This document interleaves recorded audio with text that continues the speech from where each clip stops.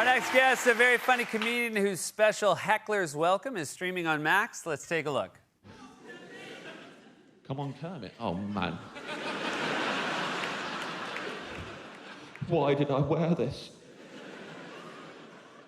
You absolutely did me. I can't believe it. I thought this looked cool. But you're right, I do look like Kermit the Frog. Please welcome back to the show our friend James Acaster, everybody.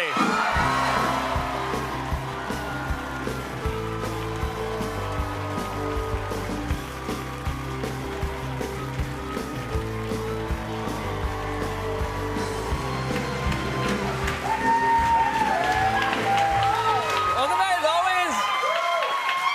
Lovely to have you here. You showed that clip last time. Same clip? It's the same clip. Well, we just No one ran it by me. I didn't even know there was going to be a clip. Yeah. I got told just before I came through the door I'm just going to show a clip. I was like, oh, cool. This will be cool to see what this is. Yeah.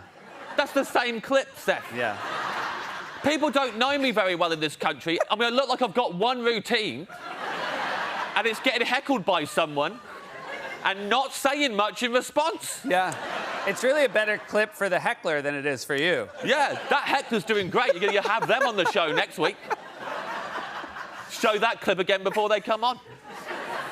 It's always, one of the things I'm happiest about seeing you, other than getting to watch that clip again, is you're our only guest that walks through the door instead of and the side. Yeah.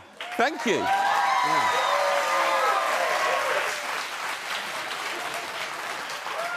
How am I still the only guest? I did it in November. Yeah. I assumed that once you've done that, everyone goes, it's stupid if I walk through the Friends window. Yeah. But they're still doing it. Yeah. Like they're... It's the level of courage you have to just basically say to the stage manager backstage, no. Yeah. Your stage manager tried to push me through the window. They're going, get in there! I was like, only way I'm looking through that window is if I'm spied on an ugly naked guy. Oh, yeah. Nice tie-in for Friends. This is a lot of cross-promotion. I want to promote Friends as much as possible tonight. I think, especially in this city, it's been forgotten. I got to see you outside of this theater, which was lovely. We did a panel, an Emmy panel, with other people who had stand-up specials on Max. Brett Goldstein and Rose Matafeo, who are both lovely. And it was fun. It was fun to be on a panel with you. Although, yeah. We are competing against each other, I guess, technically, in the stand-up category. We are, yeah, we are. But, it's an honour, Seth, to be competing with you. You're one of the greats. And after... Oh. Yeah. Nah. Well, I definitely thought I'd get a little bit more than that. That's got a sting, buddy. It did. It did.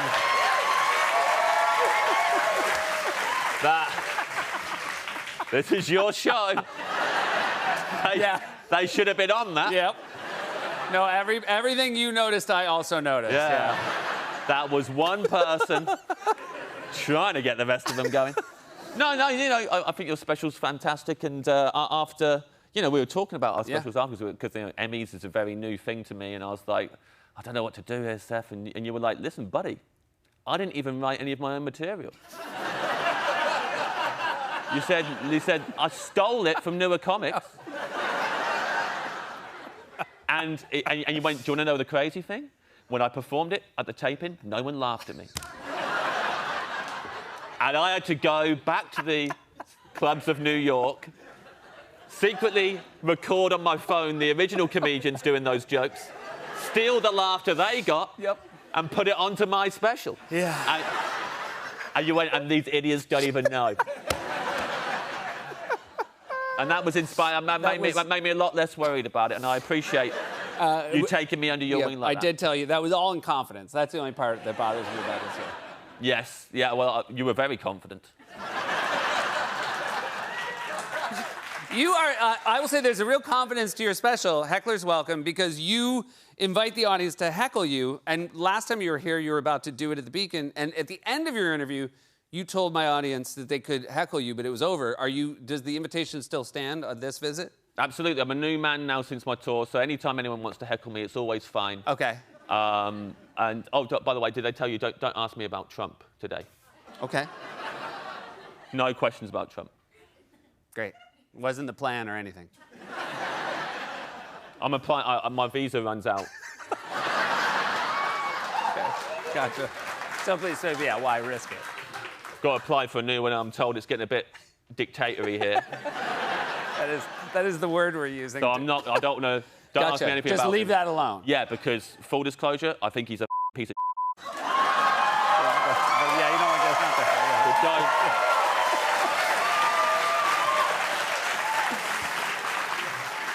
I will keep that secret the way you kept mine. I can't risk anything. You talk about the relationship with hecklers has changed over the years. That back in the old days, you would, when you got heckled at a show, you would lay into the heckler because you had been in service jobs where you felt like people had given you a hard time. Yeah, it felt cathartic because I used to work. I was a waiter. Not a lot of people know this about me actually. I was a waiter at do you know Jack Rabbit Slims? No, it sounds familiar, but no. It like sounds like a name that I've been to, but I definitely haven't. Is this a satisfying answer that I'm giving you right now? Sorry, a guest like this with you on the show. When you ask them questions, do they come back with, is this a satisfying answer for you? You're not used to it this way round. I didn't like it. I didn't like that you were all of a sudden, have you heard of? I'm like, oh. Yeah. Whoa. I should have been. They did tell me before I came on. They went, do not ask him any questions. He only likes to be the giver, never the receiver. Yeah. Oh, you're better than that.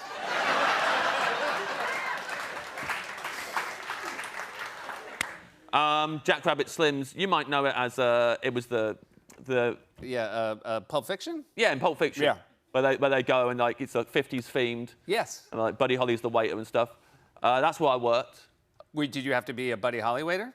No, well this was the problem. This is why a lot of people gave me I just took it upon myself to be Kurt Cobain. Oh yeah.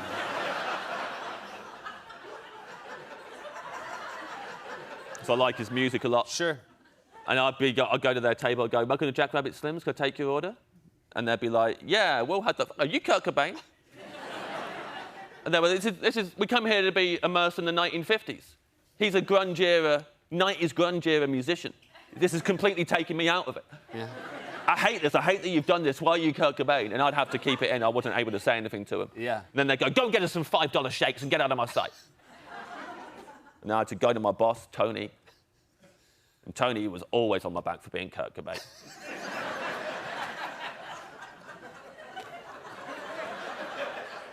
I go, we'll some $5 shakes for the Cadillac table. And Tony go, are you jacking me? Are you Kurt Cobain again? This is Jack Rabbit Slims. It's 1950s. They come here to be immersed in 1950s. He is 90s grunge era musician. If I see you as Kurt Cobain again, there's going to be trouble. And don't you dare tell me that you like his music, because I'm sick of that excuse. Yeah. And eventually, I mean, this went on for a very long time. They sent this guy, one of the suits from head office came. Uh-huh. And I had to go in the office. And I went in. I should have got changed before I went in. Yeah. He sat down, and he, as I sat down in front of him, he went, I wouldn't have believed it if I hadn't seen it. You're Kurt Cobain. This is Jack Rabbit Slims. You're dressed as Kurt Cobain. Yeah. You know he's 90s era grunge. Yeah. Everyone's complaining. All the customers keep complaining about you because you're coming here as Kurt Cobain. That's not good enough. He went, if you're Kurt Cobain tomorrow, you're not welcome at Jack Rabbit Slims again. You're not welcome. And I didn't go as Kurt Cobain the next day, but they still fired me. Oh, really? Why? I went as Dave Grohl.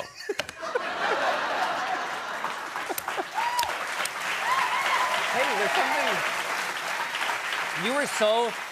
You were so excited the last time you were here because the SNL 50th was about to happen, and you wanted to let everybody know, and you were so excited. And now there's an SNL UK is starting. Yes! And I mean, Are you gonna maybe try to audition? What do you think, James? Yeah, well, absolutely. I'm so excited about it. I mean, everyone in this country's excited about it, I assume, from that response. I think we maybe. I don't think many people know. Someone told me John Oliver. Yeah, John Oliver was here, and John said he thought it was a terrible idea. Listen, do you know why he said that? And he doesn't want you to find out about this. Years ago, I think it's in the 90s in the UK, when John Oliver was still in the UK, he tried to do his own Saturday Night Live kind of thing, and it was a failure. And that's the only reason he's saying this. Really? Yeah. It was called Last Saturday Night This Evening Live. Yeah, it's kind of a bad name. That's a bad name. Looking back, the cast was crazy. Oh, well, it was a good cast? Just John. Well, it was pretty good, yeah. Just John playing all the characters in all the sketches. Uh-huh. And he did, like, there was the Les Cowbell sketch. Oh, Les Cowbell. That's a very British take. Yeah. It was Joy Division in the studio. But John Oliver was like all of the musicians. He was having to run around. He was very sweaty all the time because he was having to run around. And he was still eating fish and chips because the show would clash with his dinner. So he'd always be eating fish and chips while running around playing all the musicians. And then the producer would come out and be like, we need less cowbell. And then the band all just agreed. Oh. And they dropped the cowbell from the song, and that was the sketch. Oh, that's bad. Yeah, that's not good. I think there was 2 episodes ever. There was one went out live on the Saturday night, and one went out on the Wednesday because he got too nervous on the Saturday. So they had to do So they pushed it. Yeah, look, seconds before going live. He just turned, apparently, this is the story, he turned to the producer and went, can't do it, too scared. Like, can't do it, too scared. So they had to show, I think they aired an old episode of Cohorts. It's the English Friends. And good. You've been, I know The unattractive nude gentleman is my favourite character. Oh, yes, of course. In Cohorts. Is it when you're in the city, when you're in the States, do you miss the UK? Yeah, oh, man, I'm pining for it. I miss my local dry cleaner I miss the most. Why is that? It's called Dr. Dry Cleaner. Uh-huh. Doctor spelled D-R, so the sign looks like it says, to dry cleaner!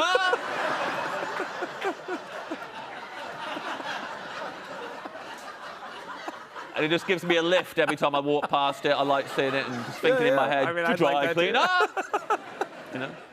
Well, so I miss that. But it's been nice being here. How was the trip? How was the trip to the States this time? Pretty sweet. I liked No King's Day. Yeah, that was a good day. Turned out. People turned out. People turned out. Pretty sweet. I mean, the only thing I think you should change the name if you're going to do it again. Uh-huh. Like, you know, you could just be a bit more specific, you know, No Dictators Day or something like that, because, like, I come from a country where we have a king. He ain't doing nothing. He's not he can't have any influence over it. That's not what a king is. Yeah. We talk trash about him all the time. He can't do anything. We're like, your mum's dead.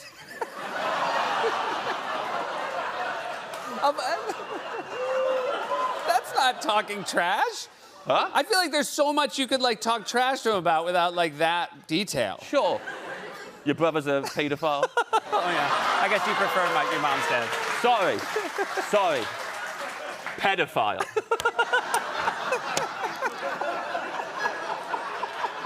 I know the pronunciation's different here. Hey, they were thrown. That's what they were all going, oh, because they hated the pronunciation. Pedophile. Allegedly. Yeah, oh, there we go. Sorry, illegally. Pronunciation's throwing me, guys. It is used to your American pronunciation. It's just always the best to have you here. Thank you so much. Will we come back again soon? Yeah, I would love to come back again soon, Seth, and I hope that when I do, your audience are bigger fans of you. James Acaster, everybody. Hecklers, welcome to Streaming on Max. We'll be right back with Meredith Hayden.